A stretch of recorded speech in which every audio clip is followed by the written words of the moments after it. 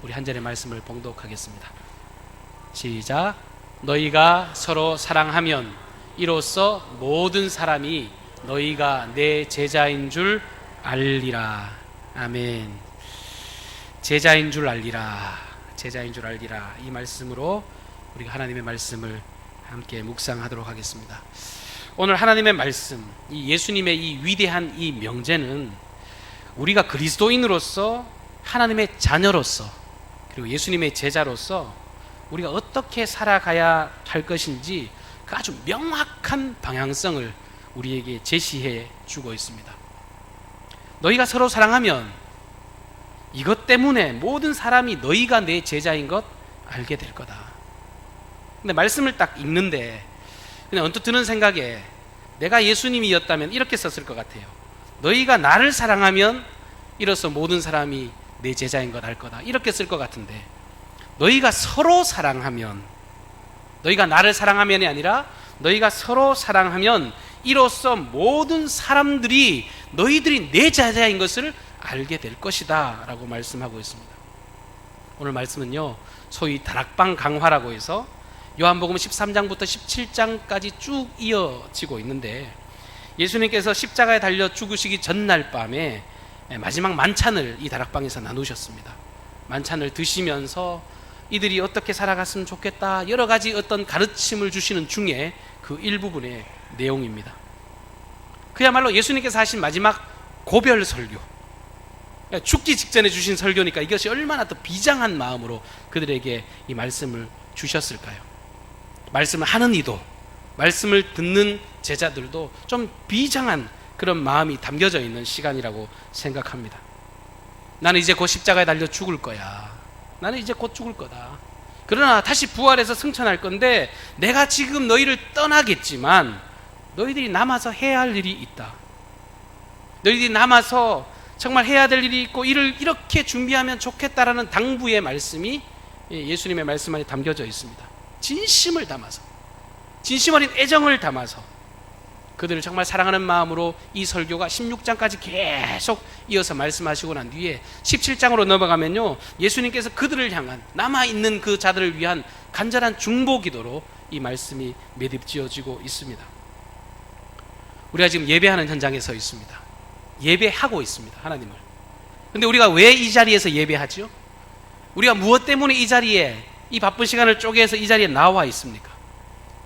교회를 다니는데 우리가 왜 교회를 다니나요? 이유는 한 가지예요. 예수님의 제자 되기 위해서입니다. 예수님의 제자 돼서 예수님 산 본받고 그분의 가르침을 따르고 예수님이 주시는 진짜 자유, 진짜 기쁨, 그 놀라운 평강을 누리기 위해서 오늘 이 시간 저와 여러분이 이렇게 나와 예배하는 줄로 믿습니다. 그러니까 우리 교회들이 해야 될, 교회가 해야 될 일이 뭐냐면 제자를 만드는 일, 그것이 전부다라고 이야기해도 과언이 아닙니다. 예수님의 제자가 만들어지고 나면 그들이 뭐를 고백하겠어요? 살아계신 하나님을 고백하는 거죠. 살아계신 하나님의 영광을 찬미하고 찬양할 겁니다. 그래서 교회는 이 제자 만드는 일에 목숨을 걸어야 합니다. 그러면서 이 제자들에 관한 이야기를 하시는데 그 중에 가장 기본적인 기본기가 되는 이야기를 주시는데 그것이 뭐냐 하면 서로 사랑하는 삶이다. 서로 사랑하는 삶을 너희들이 이룰 때 너희가 참된 제자가 되어질 수 있다라고 말씀합니다. 서로 사랑하는 길을 추구하고 서로 사랑하는 그것을 위해서 너희가 몸부림치고 살아가라라고 말씀하십니다. 근데 예수님께서는 이 말씀을 주시면서 그냥 말씀으로만, 그냥 구두로만, 설교로만 이 말씀을 하고 계시지 않으세요. 설교에 앞서서 예수님은 아주 강력한 시청각 교재를 활용하셨습니다. 당시에는 이런 프로젝트도 하나 없고 무슨 그 영상 자료가 있겠습니까? 근데 예수님께서 활용하신 이 시청각 자료는 뭐냐 하면 자기 자신이셨어요. 자기 자신을 활용해서 본인이 말씀하시는 이 사랑의 공동체를 알려주고 계십니다. 요한복음 13장은요, 예수님께서 제자들의 발을 씻기는 사건이 기록이 되어 있습니다. 여러분 잘 아는 세족식에 발을 씻기는 이 이야기가 복음서 중에는 유일하게 요한복음에 기록이 되어 있어요. 다른 복음서는 뭐 각자 좀 바라보는 좀 모습이 틀리니까 뭐 다른 복음서는 유월절을 강조하기도 하고 그 안에 있는 성만찬을 포커스를 맞춰서 이야기를 하기도 하는데, 이 요한은 예수님의 섬김에 포커스를 맞춰가지고 와, 주님의 이 사랑은 이만큼 대단했다, 그것을 우리가 본받기를 원해서 이 말씀을 우리에게 알려주고 있습니다. 예수님께서는 겉옷을 벗고 수건을 허리에 두르시고 대야에 물을 담아가지고 제자들의 발을 씻기셨습니다. 요즘 라디오를 보면요, 옛날 라디오는 다 귀로만 들어서 라디오를 들었잖아요. 근데 요즘은 신기하게 라디오인데 보이는 라디오라 그래가지고 라디오 하는 거를 눈으로 다 보는 시대가 됐습니다. 우리 예수님이 원조신 것 같아요.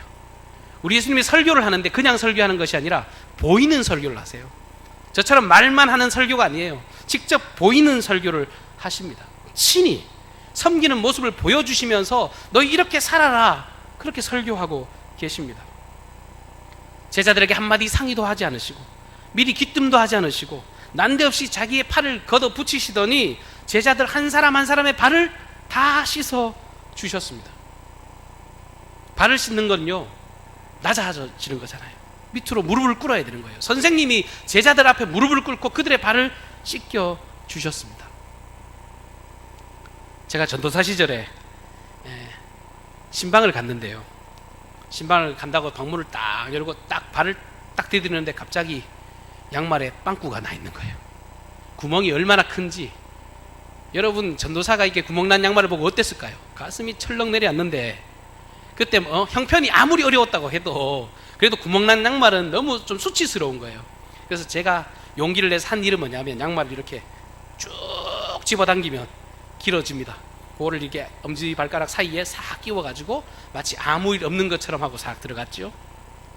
근데 웬걸 나중에 예배 드리다 보니까 집사님이 나를 희끗희끗 쳐다보더니 예배 끝나고 난 뒤에 아이쿠 전도사님 양말이 빵꾸가 크게 났네요, 이렇게 이야기하는데 진짜 얼마나 부끄러운지 몰라요. 쥐구멍이라도 있으면 숨고 싶더라고요.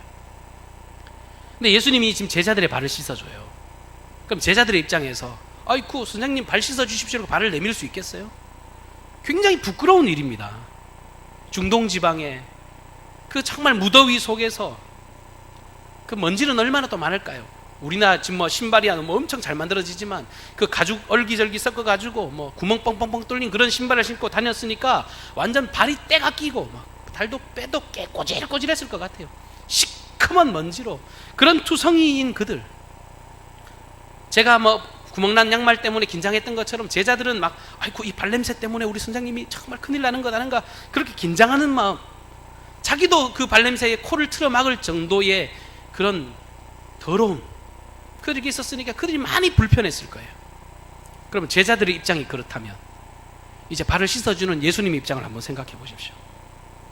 아니, 받아들이는 입장도 그렇게 힘든데 그 해주는 사람 입장에서는 얼마나 더 힘들고 어렵겠습니까? 그 더러운 발 씻어주는 게 쉬운 일이 아닙니다. 더군다나 본인이 선생님입니다. 스승이에요. 그 스승이 그 제자들 앞에서 발 씻어준다는 것이 쉬운 일이 아닌데 그 제자들 앞에서 갑자기 무릎을 벌컥하고 꿇으시더니 그들의 발을 한 사람 한 사람 다 닦아주는 거예요. 아주 정성스럽게. 제자들 중에 한두 명은 아이고 예수님 저러다가 그만두시겠지, 내 순서까지는 안 왔으면 좋겠다, 그렇게 말하는 제자들도 있었을지 몰라요. 그런데 예수님께서는 하나도 빠짐없이 다 정성스럽게 그들의 발을 씻어주셨습니다. 성경에 보니까요, 심지어 조금 있으면 자기를 팔아넘길 그 가룟유다, 그 제자 가룟유다가 자기를 팔아넘길 걸 예수님 속마음으로 다 알고 계셨어요. 저놈이 나 팔아넘길 건데, 그러면서도 주님 그거 알고 계시면서도 그 가룟유다의 발까지도 다 닦아주셨습니다. 사랑하실 때 끝까지 사랑하시는 주님, 무조건적으로 모든 것을 품고 용납하시는 그 예수님의 사랑에 제자들이 할 말을 잃어요. 제자 중에 베드로가 너무 민망해서 아우 주님 저한테 이러시면 곤란합니다 그러시면서 7절 말씀해 보면 예수님 이 발 씻는 것이 왜 이렇게 씻어주냐고 이렇게 이유를 물어요. 예수님께서 말씀하실 때 내가 지금은 알지 못하지만 이후에는 알리라, 이 말씀하시면서 그 발을 닦아주시는 거예요. 저는 성경을 읽는데 이렇게 인자한 음성이 들리더라고요. 그래 지금은 모르겠지만 나중에 알 거요, 나중에 알게 되니까 그냥 가만히 있어 봐, 그리고 예수님이 발을 닦아주시는 거예요.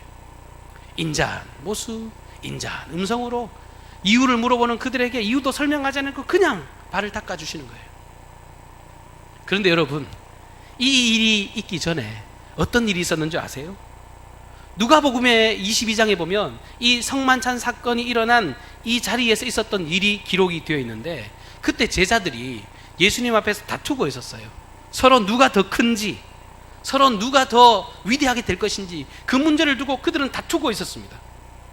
제자들은 아직까지 예수님을 온전히 이해하지 못했기 때문에 그들은 예수님을 정치적인 메시아로 딱 바라보고 있었기 때문에, 우리 예수님 한 자리 하고 나면, 우리 예수님이 이제 로마를 이게 다 정복하고 나면 그때 내가 예수님한테 좋은 자리 하나 달라고 그래야지 내가 더 큰 자리 받을 거야, 그렇게 머리를 맞대고 싸우고 있었던 자들이 이 제자들이었습니다. 누가복음 22장 23절과 24절의 말씀입니다. 그들이 서로 묻되 우리 중에 이 일을 행할 자가 누구일까?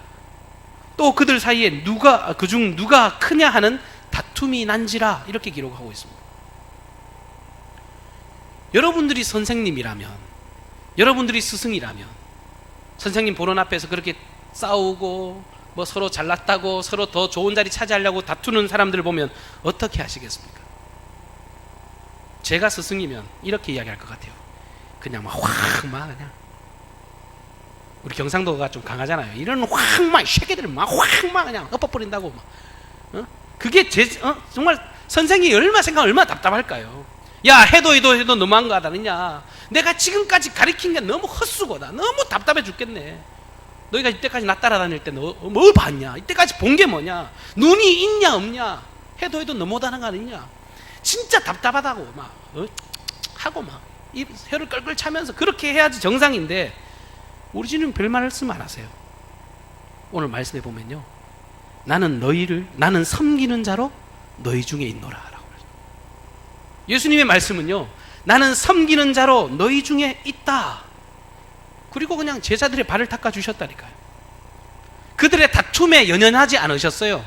그들의 다툼에 반응하지 않으시고, 그들을 책망하지 않으시고, 그저 묵묵하게 자신의 섬김의 본을 보이시는 것을 다 하셨습니다. 아까도 말씀드렸지만 나중에 다 알게 될 거래요. 나중이라는 게 언제예요? 주님 십자가 죽으시고 부활하시고 주님의 진짜 권능, 그 천국의 복음을 경험하고 나면 나중에 다 할 거라시면서 기다려주시고 그들의 사랑과 섬김으로 본을 보여 그들의 발을 닦아주셨습니다. 말씀드린 것처럼 설교하지 않으셨어요. 설교하면서 사랑한다고 하면서 그들의 발을 일일이 다 닦아주셨습니다. 여러분, 예수님이 이 땅에 오신 이유가 뭐죠? 예수님이 이 땅에 오신 이유는요, 하나님의 깨어진 형상을 되찾게 하기 위해서 예수님 오셨어요.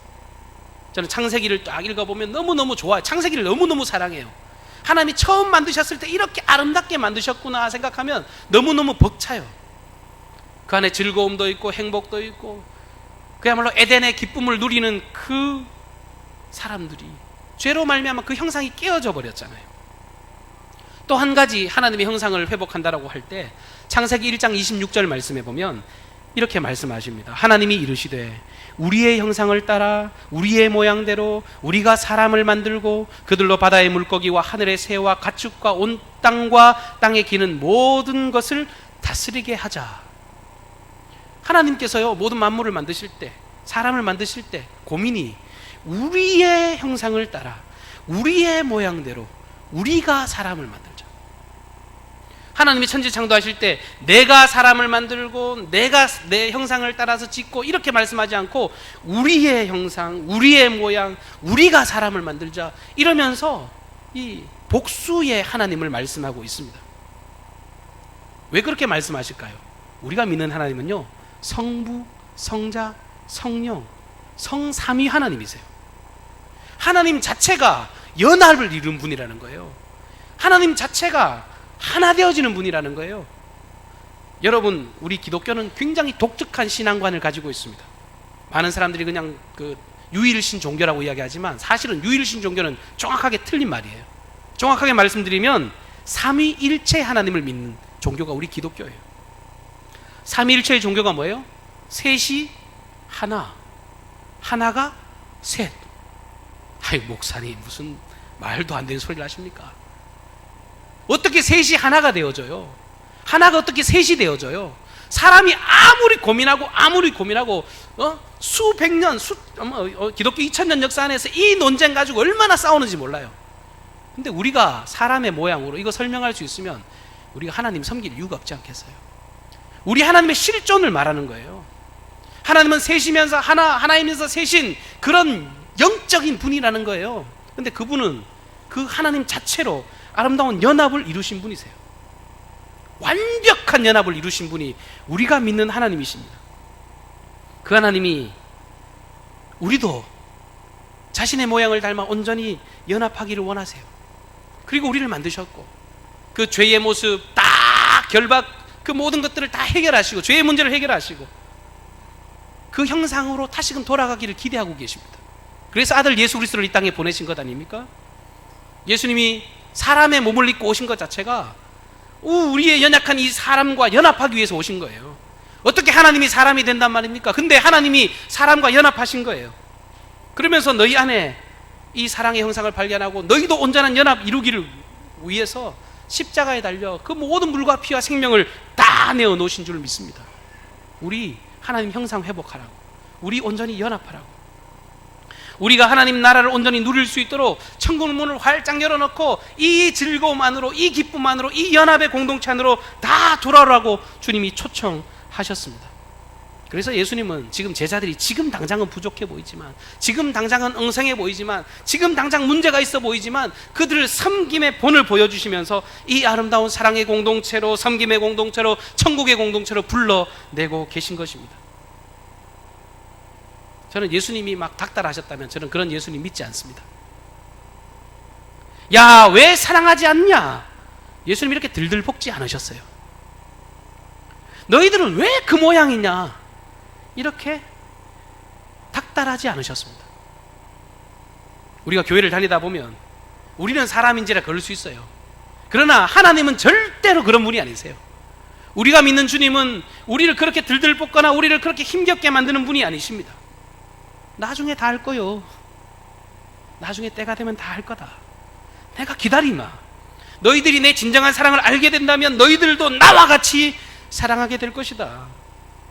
그리고 너희들뿐만 아니라 세상의 모든 사람들이 이 사랑에 굴복하고 이 사랑에 감격하고 이 하나님의 나라에 들어와서 함께 행복한 것을 믿음으로 목도하게 될 것이다. 그렇게 말씀하시는 주님이십니다. 여러분, 하나님이 우리를 제일 잘 아시지 않겠어요? 우리를 지으셨으니까.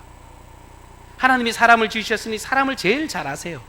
아까 우리가 하나님의 형상이 있다라고 그랬잖아요.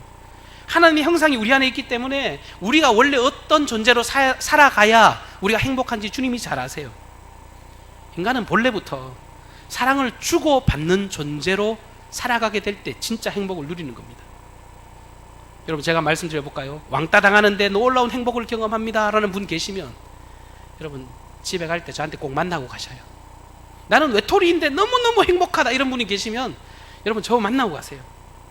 사람은 모두가 자기의 존재감을 인정해주는 사람과 사귀고 싶어 합니다. 자기 말에 맞장구 쳐주고 자기에 대해서 정말 이렇게 이해해주고 용납해주고 사랑을 받고 싶고 또 그 사람이 그 다른 누군가를 사랑해줄 때 세상이 그걸 잘 이용하는 것 같아요. 그래서 하나님의 속성을 너무 잘 알고. 여러분, 언제가 제일 행복하신지 보세요. 제가 오늘 주보 광고에 여러 가지 모집 광고 쭉 내놨잖아요. 저는 무슨 장사하듯이 올린 게 아니에요. 여러분, 제가 진짜 장담컨대 말을 드린데요, 아침에 8시 반에 아이들이 와 있고 막 그 추운데 조금 일찍 나와서 아이들 격려해 보세요. 아이들 차량 운행하면서 그놈들한테 그 용돈도 주시고 엉덩이 툭툭툭 해보세요. 누가 더 행복해지는가? 나중에는 그 아이들이 행복하기도 하겠지만 섬기는 여러분들도 행복하게 될 줄로 믿습니다. 이건 하나님의 원리예요. 하나님의 방법입니다. 예전 교회에서 우리 어른들 모시고 네팔을 선교를 하러 갔는데 특히 남성 동지들께서는 여자분들과 같이 감성적이지 못하세요. 이렇게 있다가 그냥 집에 가셔서 별 신앙도 안 성장하는 것 같고 그래요. 근데 선교를 가는데 남선교에서 기획해서 가다 보니까 이게 뭔가 이렇게 허술하잖아요. 남자들이 잘하는 거 있어요. 물건을 사면 이만큼 사져갑니다. 네팔에 이만큼 사들고 갔는데 막상 네팔에 가가지고 밥 퍼주는 사역을 하러 간 거예요. 가기 전에 말로만 듣던 현장에 딱 갔는데 남자분들이 어이가 없어요. 이런데 애들이 산단 말인가 이러는 거예요. 진짜 돼지 우리에서 아이들이 살아요. 옆에서 돼지는 놀고 아이들은 돼지 그 똥간에 같이 막 맨발로 돌아다니면서 거기 살아요. 근데 우리 한국에서 이렇게 목사님이 그 밥 퍼주는 사역을 하는데 아이들이 너무 해맑은 거예요. 하나님 찬양하는데 막 천사가 그런 천사들이 없어요. 왜? 형편은 엉망인데, 환경은 엉망인데 그 아이들이 너무 해맑으니까 그 주는 감동이 너무너무 큰 거예요. 남자 집사님들이 준비된 마음으로 이제 그 밥을 딱 퍼가지고 시키는 대로 식판을 들고 이 밥이 뭐 아이들에게 행복이 되고 그런 멘트를 가르쳐줘요. 그걸 하는데요, 밥을 얻어먹는 놈들이 감사해서 울어야 되잖아요. 밥을 퍼주는 남자 집사님들이 울면서 밥을 퍼주고 있는 거예요. 정말 남자의 눈물이 위대합니다. 자기는 너무너무 잘 먹고 잘 살았다는 걸 거기서 깨달은 거예요. 애들 밥 퍼주면서 애들 밥을 주는데 손이 덜덜덜 떨리고 눈물이 막 펑펑펑 흘려요. 나중에 숙소에 돌아와서 제가 별말은 안 들었는데도 그분들이 하나님께 감사하다고 얼마나 간증을 하시는지 몰라요. 하나님이 본래 우리를 그렇게 만들어놨다니까요. 우리가 사랑을 베풀고 사랑을 나누고 섬기는 것, 이게 원래 우리의 모습이에요. 이놈의 사단 마귀가 그걸 못 봐서 우리를 깨뜨려 놔서 그렇지, 원래 그것을 섬길 때 우리가 정말 놀라운 행복을 경험한다는 거예요. 어제 인천에서 섬기던 교회 한 집사님이 유무 목사 담임됐다고 축한다고 인천에서 그냥 한 걸음에 내달려 오셨어요. 근데 오는 내내 기쁨과 즐거움과 설레는 마음으로 오셨대요. 그럼 감사하잖아요. 근데 무슨 대화를 나누다 보니까 이야기 중에 엄청난 이야기를 하시는 거예요. 너무 충격을 받았어요. 어떤 이야기냐면 그 집이 외동아들 하나 있거든요. 아들 하나입니다. 그 녀석이 굉장히 호기심이 많고 과학도 좋아하고 기계 만지는 거 좋아하고 굉장히 뭐 이것저것 뭐 두드리고 깨부수고 만지고 조립하는 이런 걸 굉장히 좋아하는 친구인데 중학교 3학년인데요. 키가 180이 넘어요. 덩치가 산만한 친구입니다. 근데 그 녀석이 엘리베이터에서 초등학생을 칼로 위협했다는 죄목으로 법정에 서게 됐다는 거예요. 유명한 뉴스는 다 나왔더라고요. MBC 뉴스, YTN 뉴스, 뭐 KBS 뉴스, 안 나온 뉴스가 없어요. 그 이야기 듣고 인터넷에서 찾아봤더니 앵커의 말을 제가 그대로 옮겨서 쳤어요. 이렇게 돼 있습니다. 신기한 것을 보여준다며 초등학생에게 흉기를 꺼낸 중학생이 검찰에 송치되었습니다. 중학생 아이는 장난이라고 했지만 피해 학생은 상당한 충격으로 상담 치료를 받고 있습니다. 공교롭게도 인천 초등학생 유괴 살인 사건이 났던 인근 지역의 일입니다. 누구누구 기자 나오시죠? 이러고 나오는데 뭐 CCTV 장면이 나오는데요. 애가 들어오는데 어깨동무 탁 하고 어깨동무하고 막 이야기하는 것 같아요. 근데 칼도 보이고 막 그래요. 그리고 난 뒤에 피해 학생의 아버지라는 분의 증언이 모자이크 처리돼서 나오는데 그 아버지 말이 그래요. 솔직히 충격이 너무 커서 며칠간 잠을 자지 못했습니다. 이거 배에 푹 쑤시면 쑥 들어간다. 그렇게 이야기하는데 그 아이의 말에 우리 아이가 다쳤을 그 마음을 생각하니 우리 아이의 장래가 걱정됩니다. 그렇게 기사화가 된 거예요. 댓글을 보니까요, 입에 담지 못할 댓글이에요. 이런 새끼는 키우면 안 된다. 이런 마귀 새끼가 있나? 이런 귀신 같은 애가 있나? 뭐 묻어버려라, 죽여버려라, 뭐 살려버려라. 오만 댓글이 쫙 달려있는데 제가 보는데 막 제 가슴이 아파 미치겠는 거예요. 근데 이 이야기의 실제는 뭐냐면, 실제 상황은 아이가 그 마술사들이 쓰는 마술용 칼 있잖아요. 이렇게 찌르면 칼날이 안으로 쑥 들어가는 게 있어요. 아이들 장난감 칼. 아까 일부 예배 때 이야기했더니 애들도 알더라고요. 그거 500원이에요 막 그러더라고요. 그거 칼 사가지고 이렇게 찌르면 칼날이, 그 아빠 말이 맞는 거예요. 찌르면 쑥 들어간다는 말이 배로 들어간다는 이야기가 아니라 찌르면 칼날 안으로 쑥 들어가는 그런 칼인 거예요. 뒷단에는 아이에게 자랑하고 싶어서 그거 보여줬는데 그게 방송사에 들어가니까요, 악의적으로 다 편집이 된 거예요. 포장이 된 거예요. 합의금을 받아내려는 어른의 어두운 그 눈 때문에 그 모든 것들이 완전 다르게 이야기가 되어져 버린 겁니다. 그 가정이 하루아침에 송두리째 다 범죄 가정이 됐어요. 살인 미수를 행한 악한 아이로 만들어 버린 거예요. 법적으로 대응하려고 아무리 죄를 입증해보려고 노력을 하는데 그것이 뜻대로 되지 않더래요. 계속해서 꼬리에 꼬리를 물고 믿어주지 않고 점점 깊은 나락으로 변해가서 결국은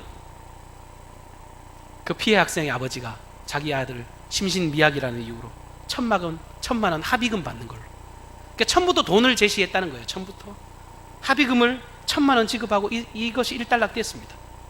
부모 입장에서는 혈압이 오르고 분하고 억울한 마음 견딜 수 없었는데 그 과정 속에서 이분들이 진짜 신앙이 없고 하나님이 없었으면 자기는 벌써 죽었을 거래요. 자기만 죽은 게 아니라 그 사람들 죽이고 자기도 따라 죽었을 거라는 거예요. 근데 주님이 그들 마음 만지셔서 이 분한 마음 억지로 누르고 지금 이렇게 승리했노라고 그렇게 이야기를 하시는 거예요. 그리고 그 아이도 정말 주님이 주신 오히려 더 신앙이 깊어지고 하나님을 바라보는 그런 은혜로 살아가게 됐노라고. 그 지인, 잘하는 사람이 이런 일을 겪었다고 하니까 너무 어이가 없고, 뭐 우리나라에 뭐 여러 가지 일들이 많이 있잖아요. 뭐 세월호 사건이나 5.18 사건이나 여러 가지 뉴스에서 나오는 거 이거 믿을 거 하나도 없구나라는 그런 생각이 드니까 굉장히 불신하는 마음이 생기더라고요. 그래서 저는 목회하면서 사실 세상을 바라볼 때 그런 눈으로 봐요. 세상이 아름답고 향기로운 그 이유는 그리스도인이 있어서 그런 것이지, 사실은요 세상은 답이 없는 거예요. 세상은 진단이 나오지 않습니다. 세상 자체가 악해요. 소망이 없어요. 정의를 이야기하고 뭐 공의를 이야기하지만 그것이 다 상대적입니다. 옳고 그름에 대한 명확한 것이 없습니다. 예수님께서 이 세상 소망 없으니까 이 세상과 다른 세상을 우리에게 보여주기 위해서 이 땅에 오신 겁니다. 이 세상이 절망스러우니까, 이 세상은 죄되니까, 이 세상은 도무지 답이 없으니까 예수님이 이 땅에 오신 거예요. 그리고 진짜 하나님의 나라는 이런 거다. 그러면서 그 모델을 우리에게 보여주신 거예요. 답 없는 세상, 진짜 평안을 누릴 수 있도록. 그래서 예배하는 저와 여러분들, 우리가 날마다 고백해야 돼요. 오직 주님이 필요합니다. 주님과 같이 사랑하는 나라를 누리기를 원하고, 주님과 같이 섬기는 나라를 내가 살기를 원하고, 주님의 제자로서 이 하나님의 놀라운 나라를 내가 이 땅에서 살아내기를 원합니다. 살아가기를 원합니다. 그렇게 갈구하는 마음이 우리에게 있어야 될 줄로 믿습니다. 세상은 정의가 없고 늘 갈등과 분쟁과 분열이 있고 늘 긴장이 존재합니다. 저는 강경중앙교회에 와서 자꾸 교회에 관한 말씀을 많이 드리는데요, 교회는 그냥 사람들의 사교 집단이 아니에요. 교회는 이런 생명을 가진 집단이기 때문에, 굉장히 영화로운 집단이기 때문에, 이 땅의 소망이기 때문에, 그래서 이 교회가 아름답고 힘이 있는 것입니다. 교회 안에는요 세상과 다른 연합이 있어야 됩니다. 세상에서 절대로 경험하지 못한 사랑이 우리 안에 녹아져 내리고 경험되어져야 합니다. 섬김의 모습, 이 예수님의 이 말로 다 할 수 없는 온전한 이 섬김의 이 아름다운 공동체를 우리가 이루어서 세상의 많은 사람들을 향해서 여기 진짜 강력한 힘이 여기 있다고, 당신들이 바라보는 그것이 다가 아니라 놀라운 힘이 여기 있노라고. 초대교회 성도들, 사도행전의 그 공동체가 이 위력을 세상 사람들에게 보여주었습니다. 작은 공동체였지만 그들이 와, 저 예수 믿는 사람들은 도대체 뭔가 궁금해하고 날마다 구원받는 사람이 더해지는 그런 생명력 있는 삶을 살게 된 것, 비결은 한 가지예요. 예수님의 제자로 예수님의 그 믿음의 길을 걸어갔기 때문인 줄로 믿습니다. 우리가 성장을 바라보되 날마다 영적인 성장을 위해 우리가 몸부림치기를 바라요. 예수님 닮기 위한 몸부림. 예수님 정말 나 조금이라도 닮았으면 좋겠다. 나 예수님처럼 섬기고 살았으면 좋겠다. 나 이렇게 성숙했으면 좋겠다. 세상과 다른 이런 아름다운 일을 살았으면 좋겠다. 오늘 말씀, 너희가 서로 사랑하면 이로써 모든 사람이 내 제자인 줄 알리라. 그냥 단순히 이 말씀 보면요 굉장히 부담스러워요. 솔직히 어렵습니다. 쉽지 않아요. 근데 우리가 믿는 하나님 좋으신 하나님이신 걸 믿으세요? 우리 하나님 좋으신 분이세요. 좋으신 분은 반드시 좋은 거 주신단 말이에요. 우리에게 행복의 열쇠로 주어진 게 이 말씀이에요. 우리 행복하라고, 이웃들 행복하라고, 우리 강경 땅 행복하라고 이 말씀 주신 줄로 믿으니 우리 저와 여러분이 예수님의 선한 제자로서 할 수 있는 한 최선을 다해 노력하고, 우리가 지금은 알지 못하지만 나중에 아, 주님이 나 이렇게 행복하라고 이 말씀하셨구나, 이렇게 섬겨주셨구나, 그렇게 찬미하고 높이는 저와 여러분의 인생이 되기를 주님의 이름으로 축복합니다. 기도하겠습니다. 사랑의 주님, 서툴고 부족한 저희들을 용납해 주시고 어떻게 살아가는 것이 참으로 온전한 하나님의 나라를 누리는 길임을 알게 해주셔서 감사합니다. 한 사람 한 사람 정성껏 발을 씻어주신 예수님의 섬김이 오늘 저희들에게도 큰 도전이 되게 하시고 내가 사랑하는 주님이 걸어가신 그 복된 길을 믿음으로 선택하며 걸어가게 하여 주시옵소서. 허망한 세상에 소망 두지 않고 세상의 미혹에 넘어지지 않고 서로 사랑하고 섬기는 하나님의 나라를 날마다 살아내는 그리스도인이 되게 하여 주시옵소서. 인자한 음성으로 서로를 격려하고 후회는 다 알게 될 것이라는 따뜻한 음성으로 아버지 용기를 주신 그 주님의 음성을 듣게 하시고 오늘 우리도 믿음의 경주를 힘있게 내딛는 저희들의 발걸음 되게 하여 주시옵소서. 우리 강경중앙교회는 이 강경 땅의 중심에 서 있습니다. 아버지 복음으로 우뚝 서게 도와주시고 사랑으로 우뚝 서게 도와주시고 하나님의 권능으로 무장되어서 이 사랑을 알지 못하는 많은 사람들을 구원하고 세우는 능력 있는 교회로 살아가게 하여 주시옵소서. 교회뿐만 아니라 우리 개인의 삶도 이런 놀라운 감격과 기쁨 안에 하나님의 천국을 누리고 사랑을 누리는 복된 인생 되기를 간절히 소원하옵고 예수님의 존귀하신 이름으로 기도하옵나이다. 아멘.